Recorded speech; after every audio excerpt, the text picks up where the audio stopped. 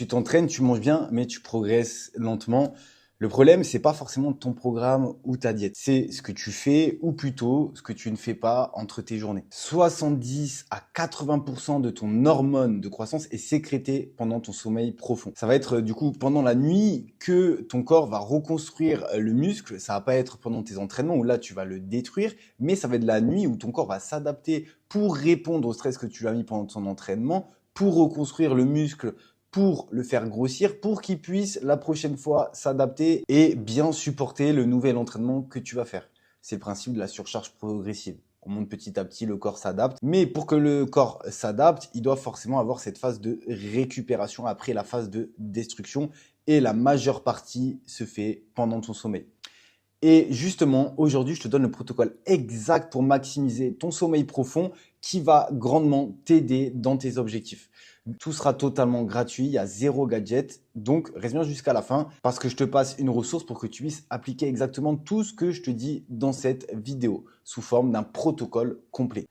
Donc déjà, on va commencer par la base pour que tu comprennes un peu le principe. Je vais pas aller dans les détails de comment fonctionne le sommeil, mais ton sommeil se découpe en 5 cycles de 90 minutes. Et dans chaque cycle, il y a forcément une phase de sommeil profond. C'est là que tout se passe concrètement. Je te l'ai mise en rouge. J'ai pas mis le sommeil paradoxal. J'ai pas mis tous les autres types de sommeil. On va rester simple. C'est juste que tu comprennes ça. Tu as 5 cycles et dans chaque cycle, il y a une phase de sommeil profond.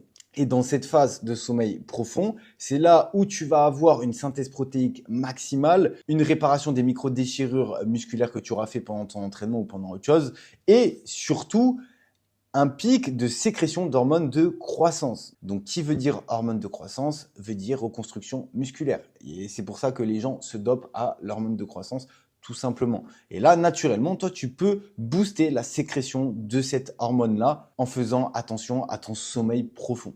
C'est aussi simple que ça. Et le problème avec la majorité des gens, c'est qu'ils font pas attention à leur sommeil. Sauf que si tu dors mal ou que tu dors trop peu, parce que tu peux dormir 8 heures, mais mal dormir.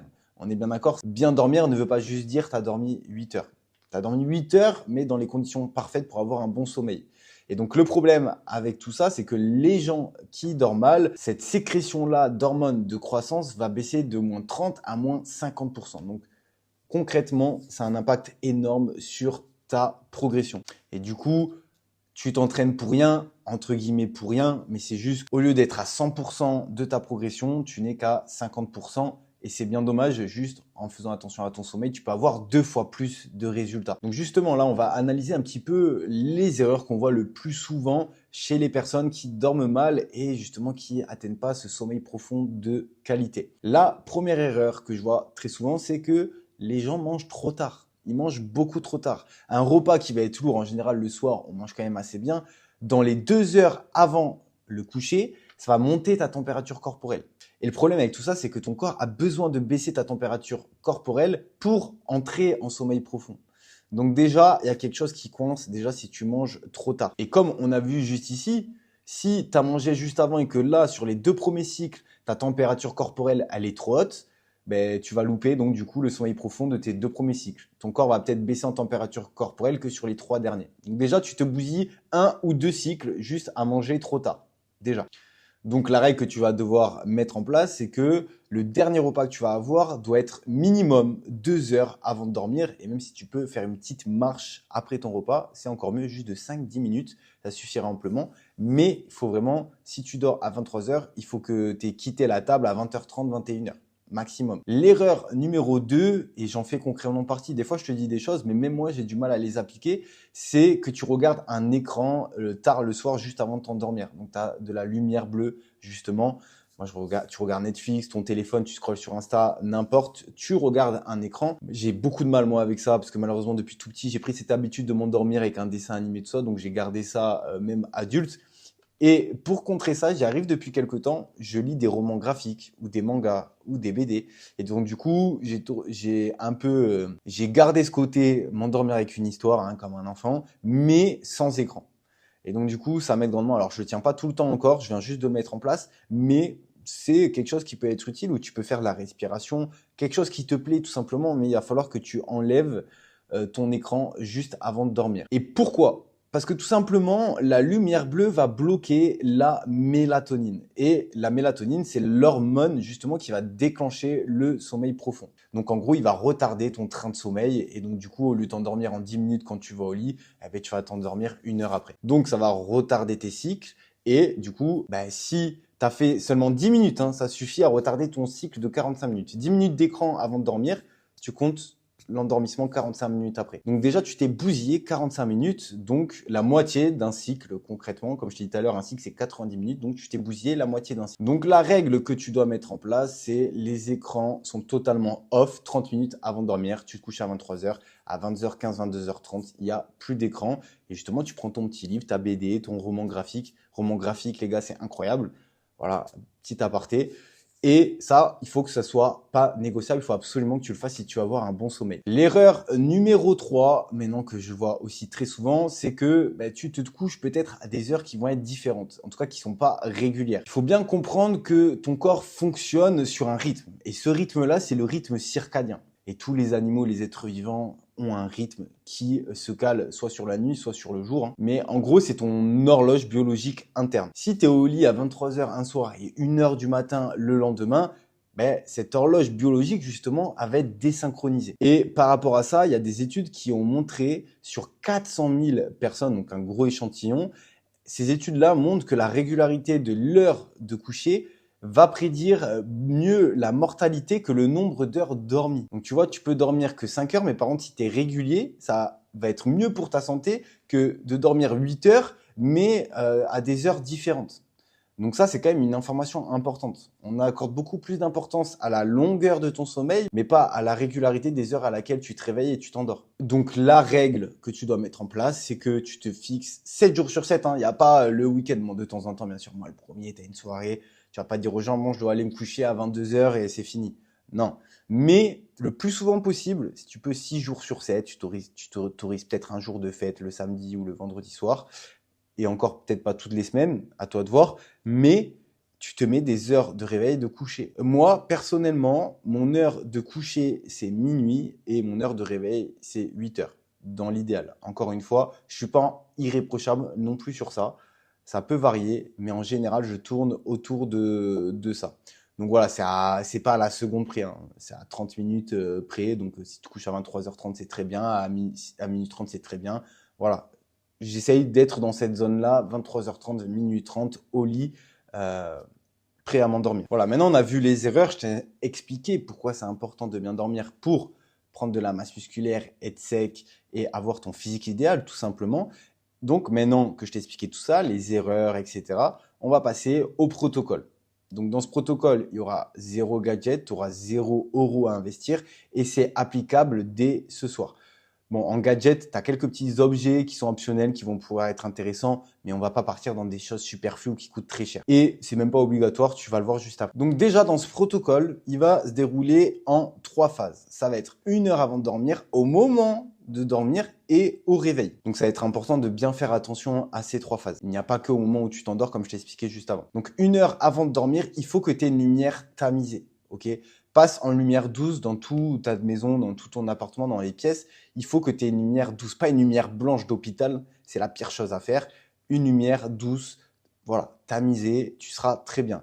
Il faut que ta chambre, là où tu dors, ou même ton salon, si tu y es avant d'aller t'endormir 1 heure avant, il faut que ce soit entre 18 et 20 degrés. Parce que ton corps baisse en température, justement, et je te l'expliquais tout à l'heure, pour pouvoir rentrer facilement en sommeil profond. Et en plus de ça, aussi écran off, donc tu prends ton livre, ton roman graphique et tu lis et tu t'endors tout simplement comme ça. Ou alors tu fais la cohérence cardiaque, de la respiration, n'importe, comme je t'ai dit tout à l'heure, ce qui te plaît. Ça, c'est dans l'heure avant de t'endormir. Maintenant, on va passer au moment où tu t'endors. Et là, au moment de dormir, il va falloir que tu aies une chambre 100% noire. C'est hyper important. J'en vois qui dorment avec des veilleuses, ils ont toujours une petite lumière, la petite fenêtre ouverte. Le corps, il est hyper sensible à la lumière quand tu vas t'endormir. Et le problème, c'est que ça va grandement perturber ton sommeil. Si tu as même ne serait-ce qu'une petite veilleuse, une petite lumière, on s'en rend pas compte nous quand on dort, mais concrètement, ton sommeil va être moins qualitatif.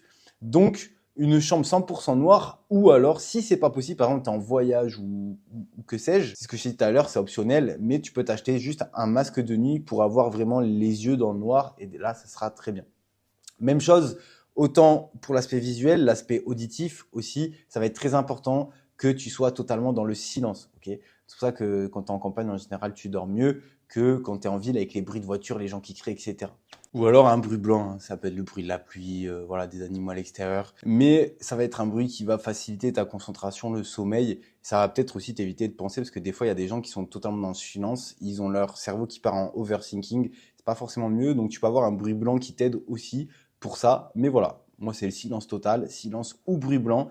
Et il faut vraiment que tu élimines toute stimulation sonore. Donc, si tu as un ami, ta femme, tes enfants qui dorment à côté, qui ont la musique à fond ou la télé à fond, forcément, ça va pas t'aider. Donc ça, il faut que tu fasses attention à ça. Maintenant, on n'en a pas trop parlé, mais bien sûr, il y a la longueur du sommeil aussi qui va être très importante. Pour avoir 5 cycles complets de 90 minutes, il faut que tu aies minimum 7h30 de sommeil. Vise les 8 heures, c'est très bien.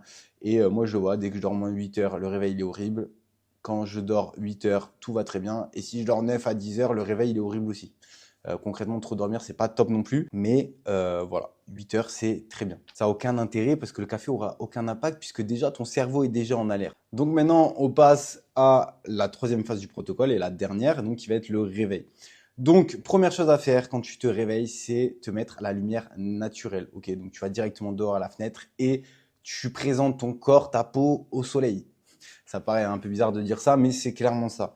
Dans les 10 premières minutes, il va falloir que tu fasses ça dès ton réveil. Ça va permettre de resynchroniser justement ton horloge interne qui fonctionne, nous, les êtres humains, sur le soleil, la lumière du jour, donc quand le soleil se lève et quand le soleil se couche. Donc ça va te permettre de resynchroniser ton rythme circadien. Et c'est justement ça, si tu fais ça chaque matin, qui va te permettre d'avoir une bonne régularité sur ton sommeil et d'être fatigué à la même heure le soir quand tu vas vouloir t'endormir. Alors oui, je sais, il y a certaines personnes qui m'ont dit oui, mais moi je me lève à 5 heures du mat, il fait pas encore jour. Oui, bon, ça c'est des cas exceptionnels. Dans ce cas-là, tu t'adaptes. Il y a des lumières qui imitent la lumière du soleil. Donc voilà, tu essayes de faire comme tu peux, mais en général, les gens peuvent se lever et aller à la lumière du jour. Donc ça, c'est la première chose à faire.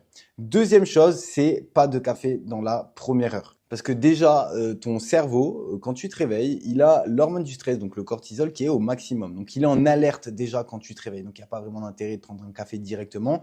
Et en plus de ça, pendant le sommeil, justement, tu as l'adénosine, qui est l'hormone de la fatigue, qui a été nettoyée pendant ton sommeil. Donc, il n'y en a plus dans ton corps.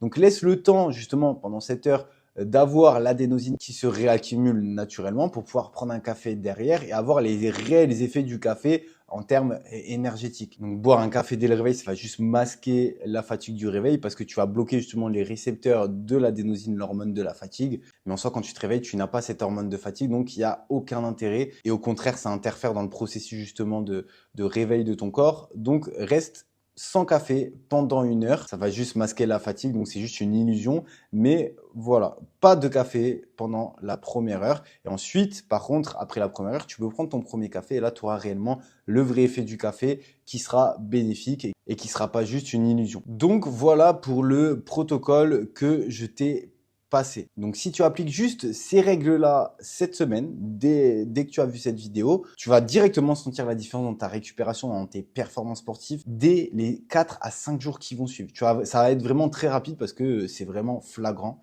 et ça a vraiment un gros impact. Donc c'est pour ça qu'avant de vouloir optimiser certaines choses comme les compléments alimentaires, tout ça, optimise ça, ça aura un bien meilleur impact. Donc voilà, pour faire un petit récap, 1 heure avant, lumière tamisée, température de la pièce basse, pas d'écran. Au coucher, chambre totalement noire, dans le silence ou bruit blanc comme je disais tout à l'heure, 7h30 à 8 heures de sommeil et lumière naturelle et pas de café 1 heure après le réveil. Et là, tu es au top du top. J'ai mis de toute façon tout ça dans une ressource téléchargeable, un protocole complet qui est en description. C'est totalement gratuit. Tu peux aller le récupérer. Et dedans, je t'ai mis vraiment un protocole avec une to-do et les choses que tu dois mettre en place justement pour avoir un bon sommeil. Donc, ça va t'aider à passer à l'action après cette vidéo. Et si jamais tu as une question ou une remarque à faire, tu la poses en commentaire. Je réponds à tout et avec grand plaisir. D'ici là, je te dis à très vite. Ciao.